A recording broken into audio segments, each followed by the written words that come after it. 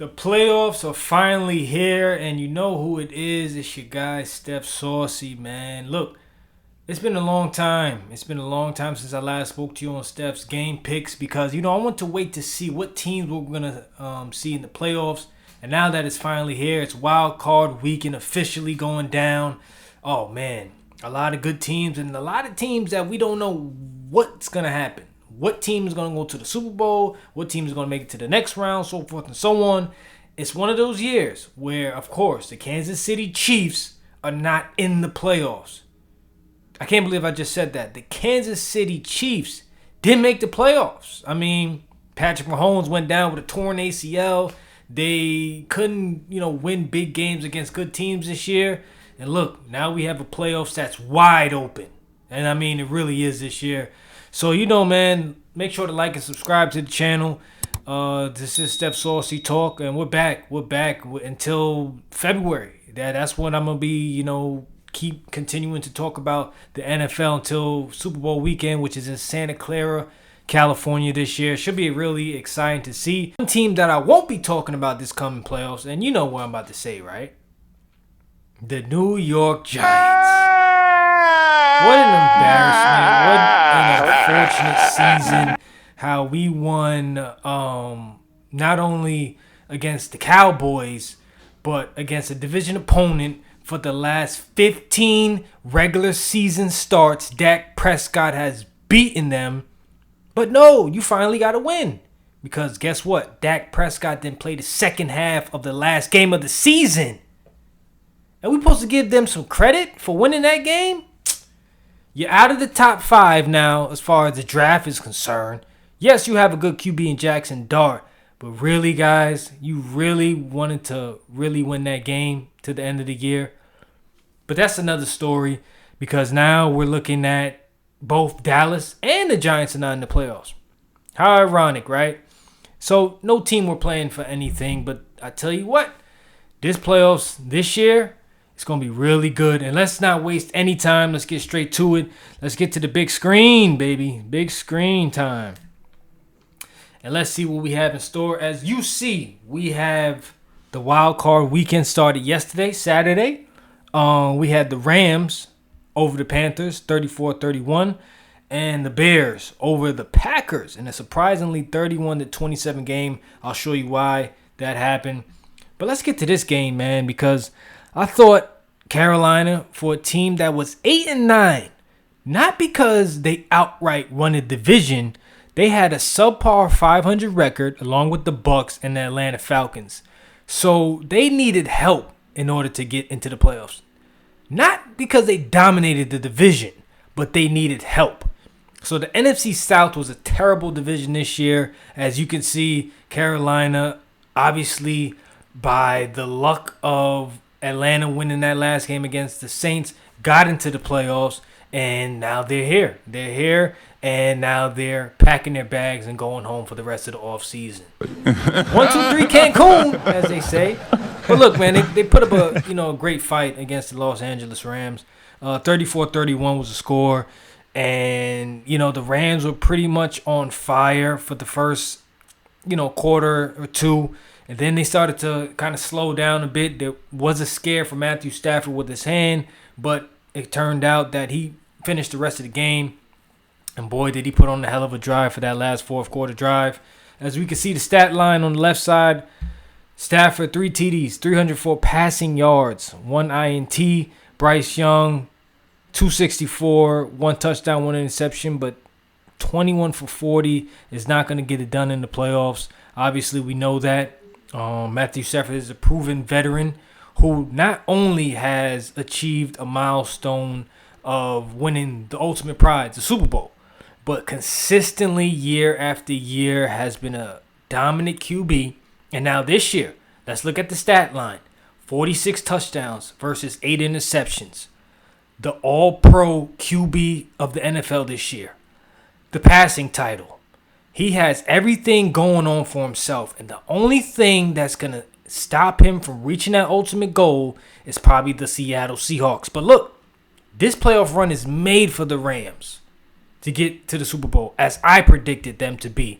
So it's not a matter of are they going to do it? It's can they do it? So that's just the only thing that's going to be, a time test. As next week they got to go against Seattle in Seattle, which I thought they could have beat Seattle because if they would have won that game, and I think it was week 16, they would have been the number 1 seed currently right now in the NFC playoffs. So it's just a matter of a game or two. But the Rams, they're battle tested. They have a great head coach in Sean McVay, and I don't see why they can't go on a deep playoff run.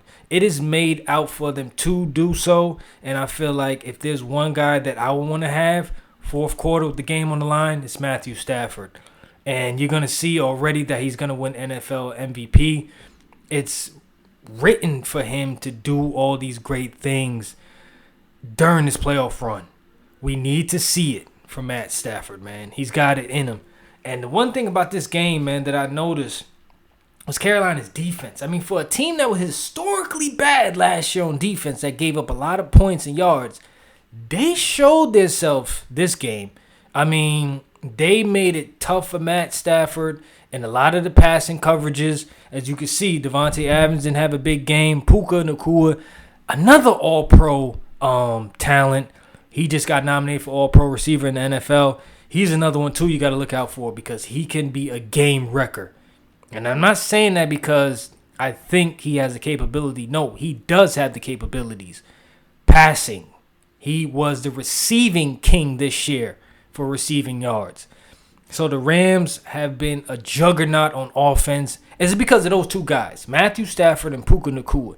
No one can stop these guys when these two guys are clicking together because that's what you need in the playoffs. You need a lot of offense, and you need a defense that can back you up. And the Rams showed that they can close out a game, which they did for Carolina. Because, let's be honest, the Rams came down the field with 2 minutes left with 3 timeouts.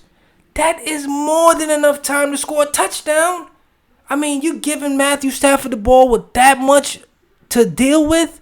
Man, that was a no-brainer. I felt like if it wasn't for that touchdown he threw for 20, I think it was 25, 30 yards towards the end of the game, look, Colby Parkin's a 19-yard pass from Matt Stafford, 7 plays, 71 yards in 2 minutes.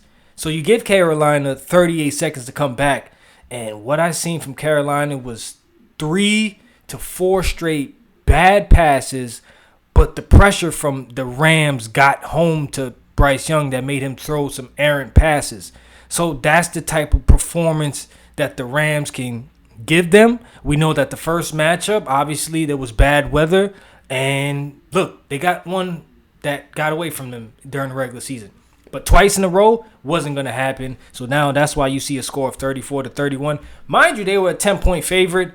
But obviously, they went way over the stat line. Over under 46.5. They clearly went over that. So that was a good game, man, for the first playoff of the game. So Carolina has a lot to look forward to, I think, moving forward, man. Although they snuck their way in there into the first round of the playoffs. But I think it's a good start. So let's get to the next big game. The number 2 seed Bears against the number 7 seed Packers. I'll be honest with you guys. I had the Packers winning this game. Silly of me, but the Bears, the Chicago Bears, have been undefeated when down 2 minutes or less in the fourth quarter. I don't know how they do it, but they willed their way to win, led by their coach, Ben Johnson, who was a former Detroit Lion offensive coordinator. And what did you see? Down 21-9 in the fourth quarter, came all the way back and scored 25 points in the fourth quarter. That's insane, bro. And the only game I can relate to that happened was, of course, the bad news New York Giants. Because as a defense, there's only but so much play calling your defensive coordinator can give you. You have to say to yourself, okay, we have to shut these guys down. With a 15-point lead in the fourth quarter, we got to do better. And I think the absence of Micah Parsons made it different. That is a guy that will get to the quarterback and is a game wrecker. If they would have had him in that game, I could probably almost certainly believe that the Green Bay Packers would have came out of that game with the opposite score, 31-27. Because the Bears had no life until the fourth quarter. They were down at halftime. There was not a touchdown scored through 3 quarters until the fourth quarter. So the Bears' heroics continues to prove us wrong. Do I think that can last throughout the whole playoffs with these type of teams? No, I don't think so. But they snuck out a win. And once again, Caleb Williams. This is a QB that the Bears needed. Now, at first, his rookie year, he had a terrible head coach. But this year, he's got it figured out. He's got the offensive-minded coach. He's got all the intangibles, the arm, the leg, the improbable passes on fourth down. I mean, that's the type of guy you're getting out of this man. So now you say to yourself, okay, you got one step ahead. Now what's next? How far can he take this team? Now as the number 2 seed, so whoever he faces next, they got to go to Chicago and try to beat them. And I think the home field advantage does make a difference. With this guy, he's unbelievable, man. And I didn't think they had it in them. Obviously, they went with their starters in Week 18. They lost to the Detroit Lions. And even in that game, they didn't score until the fourth quarter. So that's kind of a bad recipe to have, especially during the playoffs. But they did it the best this year, I think, when it came to comebacks. And once again, they've shown you that they can come back against the best of the teams in the NFL. And look, man, if you're Green Bay now, think about this. You've had Jordan Love as your starter for the past 3 years, and each and every year they don't make a deep playoff run. This year, you lose to a division opponent not once, not twice, but a third time. All right, you've seen them 3 times. You won one in the regular season, and then you lost yesterday to them in the playoffs. Previous years, lost in the first round. Other year, you lost in the divisional round. So now we say to ourselves, with all this talent around them, is this the head coach's fault? Or are we going to just blame the defense? Because obviously defense wins championships, and clearly they didn't have a defensive caliber game, missing Micah Parsons, as I mentioned to you. So that made a big deal. So I think moving forward, there might be a change in Green Bay. You can't just keep losing these games like this, man. That's pretty embarrassing, to say the least. Especially against a division opponent that you know very well. You see him every year, twice a year. Not good, man.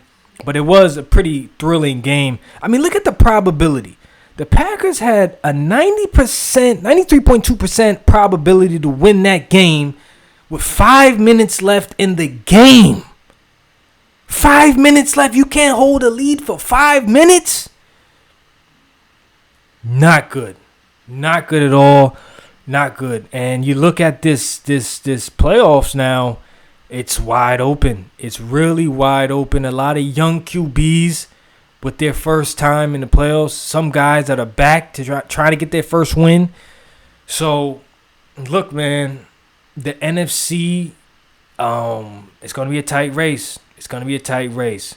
But like I mentioned to you, I am a LA Ram believer. I feel like if that's a team that can get it done to make a deep playoff push, I'll go with the Rams. I'll put my money on that, and I'll bet it. So let's get to ultimately the big picture. Today's wildcard games, as we have 3 more. Let's start because we got to go to the AFC. Today is AFC. Yesterday was NFC, and then we got another, obviously, NFC game. But let's go with the 1 o'clock game. This probably has to be the biggest game of Josh Allen's life, because now we're looking at these 2 teams are heavily matched with each other. The only difference is, can and will Josh Allen lead his team to victory?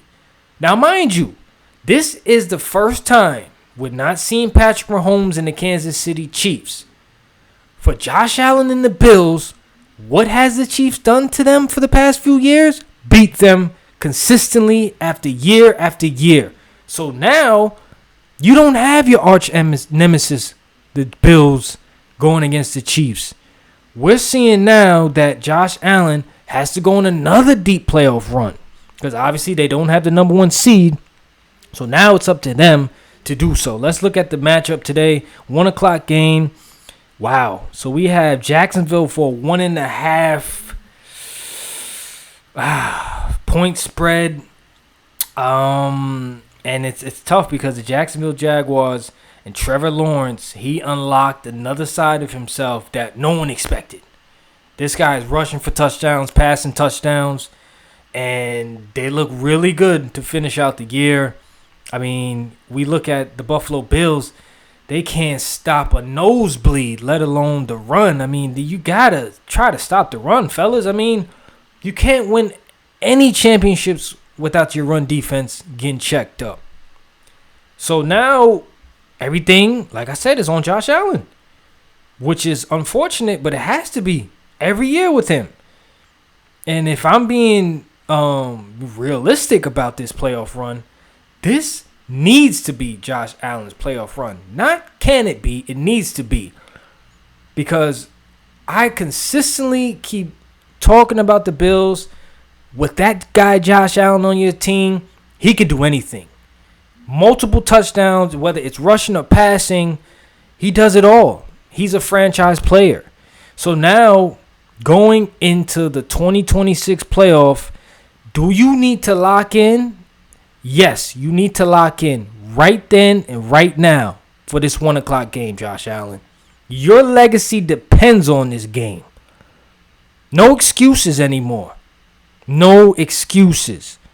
You and James Cook, along with any other help you can get, needs to will this team deep down into the playoffs. Because if you don't, then it'll be another mishap, another what could have been, what should have been. No, eliminate that out the thoughts. You have to find a way to win this game, no matter what the cause is. And then if you do, you'll be rewarded with making a deep playoff run. And then if you don't, you'll be sitting home waiting to play in your new stadium next year. Simple as that.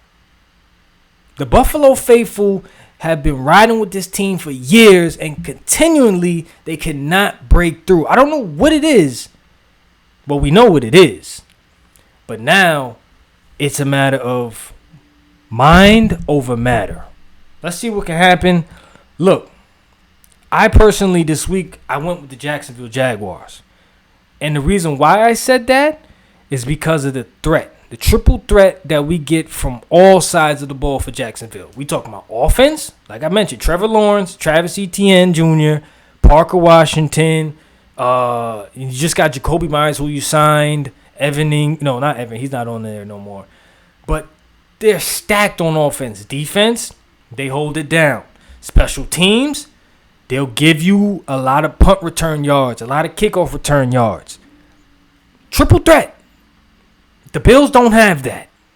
Offense is their main predecessor. So, what do we do now? We picked this game, and I wanted to say Buffalo, man, but they really do scare me. I don't know if they have it in them. If this is a game that I'm wrong, it probably will be this one. But for right now, I'm going with the Jacksonville Jaguars with a score of 31-27. 31-27, just like how we seen in the Chicago and Green Bay game. This is the game that I think could go either way. As you can see, the matchup predictor is 50% to 49.8% for the Bills. It's just that close because we all know Buffalo has to do it now. They have to go on the playoff run now. We can't wait, man. No Patrick Mahomes, and you probably won't even see Patrick Mahomes for next year. So that means you got 2 years to get it done. No, this is not a game, bro. We have to let the Buffalo Bills off the hook. No excuses no more, man. I'm sorry. I got the Jaguars. I hope I'm right, but I'll go with the Jaguars. Let's go to the next big game. Eagles and 49ers. Philadelphia, man, you kind of messed up. And I say that because you ended Week 18 resting your starters. Instead of being the 2 seed, you opted to be the 3 seed. So you had to go against the 49ers team, who's really coach well on offense. Christian McCaffrey, all-purpose running back. Philadelphia's offense hasn't been nothing to brag about this year. And this is a home game, obviously. You know how the Eagles fans can get. They can get rowdy, disrespectful as hell, which I don't understand. So, look, man, it's there for the taking for the Eagles. And I say this because, look, San Francisco is depleted pretty much on defense. No Fred Warner. No, what was that? Nick Bosa on the other side of the ball. What other advantage does San Francisco have except their offense? That's the only thing I could think of. And the Eagles' defense with all-pro Quinyon Mitchell on that back end, as well as I just found out too, Cooper DeJean is another all-pro on the defensive side of the ball. Look, this has to be a cleanup game for the Eagles. Show San Francisco who's top dog for this game. Eagles is line 6, over under 46.5. I think this is going to be low scoring, guys. Correct me if I'm wrong, but I like 24-21. And the Eagles closing the San Francisco 49ers out on offense with the last few minute drives. So it's there for them. Can Saquon Barkley show up? Because that run defense is a little skeptical now with no Fred Warner. Saquon Barkley, another 1,000-yard season, but that offensive line has struggled this year. But I think this is the game they break through it. So let's see them go and get it. That's like I said, 24-21. That's all I got to say about this game. There should be nothing else to be said. Here we go, another one. We got the late night game tonight, Patriots-Chargers. I was watching this game very closely because on one end you got an all-elite pro in Justin Herbert, as well as a runner-up MVP in Drake May. But a lot of people will argue Drake May's stats are kind of limited because he didn't go against a lot of 500 teams this year. But the kid is amazing. He leads the lead in completion percentage. His passer rating is through the roof. He has weapons all around, and he doesn't seem to get fazed by a lot of things. So if this is a game that you want to see a lot of scoring, this might be the one. I think this is the one that we could see break out. Although Justin Herbert, like I said, he still hasn't got over the hump yet. He's still looking for that playoff win. But unfortunately, I'm going to have to go with New England today, laying 3.5. It's a night game. It's going to be really intense. But we got to go with the team that has had the most success, I think, this year, which is New England. But although this could be a game where the defense doesn't hold up, because I know how the Chargers are with the run game. They definitely like to establish the run game with Jim Harbaugh. And so this could be a toss-up. But as far as the score is concerned, I like 34-28. That's what I like this game, 34-28. You got to expect the unexpected, baby. This is the playoffs. We would never know what happens. You can never know what happens. And for the last game, which is a Monday night game, Steelers and Texans, big one. Real big one for the Steelers, man, to win against Baltimore on the last second, miss by the Ravens. Because if we're talking about who would have got fired, it could have been Mike Tomlin if the field goal was made and the Baltimore Ravens were in the playoffs. So it could have went either way, as now Pittsburgh gets another opportunity at life with a 42-year-old quarterback and Aaron Rodgers. I mean, he is a 4-time MVP, but you're running into the Houston Texans defense, the number 1 overall rated defense, through the air and through the rush. DK Metcalf is back, which is a big key because I didn't think the Steelers had it in them to get into the playoffs without him. So that's going to be a matchup nightmare for whoever has to guard him. But once again, man, Houston, you have landed in a nice spot this year because now you have to go on the road in Pittsburgh, which is not going to be easy. We know it's not going to be a high-scoring game, but you do have All-Pro Will Anderson. You do have All-Pro Derek Stingley Jr., And you just need just enough offense just to get out of this game, which I do think will happen. So the writing is on the wall. This game is set up for Houston to win, and I got Houston winning this game for a score of 20-16. I can't see it going any higher than that. 20-16 is my best bet. And if I had to pick a game that a lot of people might feel like, yeah, you're right about this. No, absolutely, I feel right about this. Because I think that Houston is clearly the better team, clearly has youth, and I feel like they've been battle-tested throughout previous years in the playoffs, and they're going to show out. I feel like they're really going to show out with this game and really show why that number one defense makes a difference, because this team consistently every year has been a top-rated defense, and they're going to show you why Monday night. So that's what I got, 20-16. It might be Mike Tomlin's last coaching game, too, as a Steeler. So just quote me on that, too, as well. So it's been real. And now we'll do this week by week. We'll get to the division round next week to see who gets there and talk about the number one Seattle Seahawks facing the Rams and the Bears, waiting on the winner of the Eagles and 49ers. As far as the AFC is concerned, we got the number one ranked Broncos, looking to see who's going to win between the Steelers and Texans, and obviously the Chargers and Patriots and Bills and Jaguars. We'll see who gets to the next round on that. But thank you for tuning in. This has been real. Game picks, I put them in. Let's see what happens. We'll just see. Let's go with there. So until next time, it's been real. And continue to tune in to me, man, each and every week. All right? Later. Peace.